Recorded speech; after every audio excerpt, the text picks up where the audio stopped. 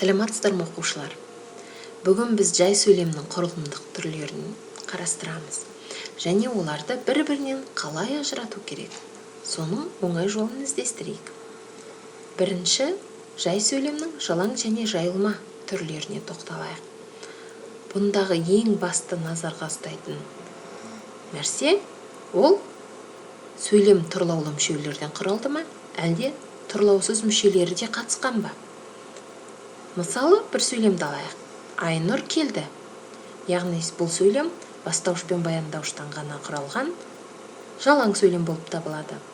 Айнұр сабаққа кешігіп келді десек, бұл сөйлемге пысықтауыш пен толықтауыш қоса қатысқандықтан сөйлем жайылма болып тұр.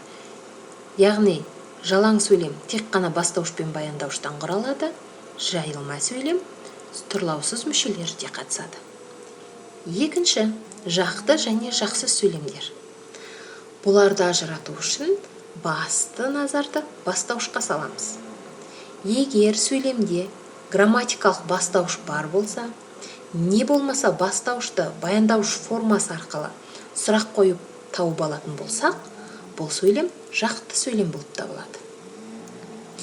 Ал керісінше бастауышы жоқ, және оны баяндауыш формасы арқылы тауып алуға болмайтын болса, бұл сөйлем жақсыз сөйлем деп аталады.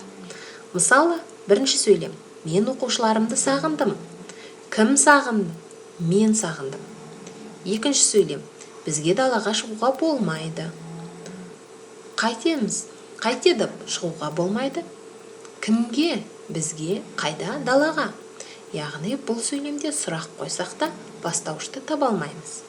Сол себепті екінші сөйлем жақсыз, бірінші сөйлем жақты сөйлем болып табылады. Келесі жай сөйлем түріне тоқталайық. Ол толымды және толымсыз жай сөйлемдер. Бұнда басты назарды сөйлемнің мағыналық мазмұнына қараймыз. Ол қалай? Егерде сөйлемді жеке алып қарасақ, мағыналық мазмұны толық болатын болса, толымды сөйлем. Егер дербес айтылғанда мағыналық мазмұны толық берілмей, ой олқылығы сезілетін болса, сөйлем толымсыз сөйлем дейміз. Мысалы, бұндай сөйлемдер әсіресе диалогтарда көп кездеседі. Мысалы қарайық. Әсем ертең сабаққа келеді ме? Білмеймін. Егер де осы диалогты бірге алмай, жеке-жеке бөліп қарастыратын болсақ, екінші сөйлем білмеймін деген яғни сөйлемде ешқандай мағыналық жоқ. Оны тек қана контекстте ғана сөйлемнің мағынасын аша аламыз. Жай сөйлемнің соңғы түрі атаулы сөйлем.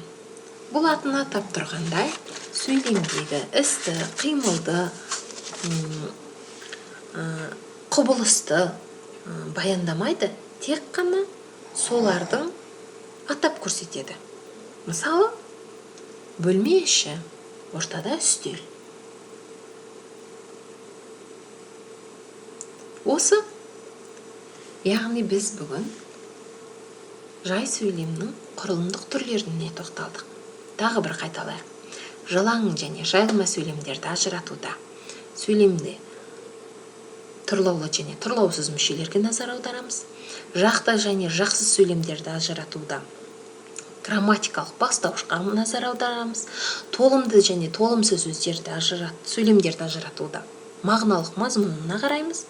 Атаулы сөйлем атында тұрғандай сөйлемді тек қана атап тұрады, және бұл сөйлемнің ерекшелігі бір-екі сөзден ғана құралады. Осымен бүгінгі сабағымыз аяқталды. Сау болыңыздар.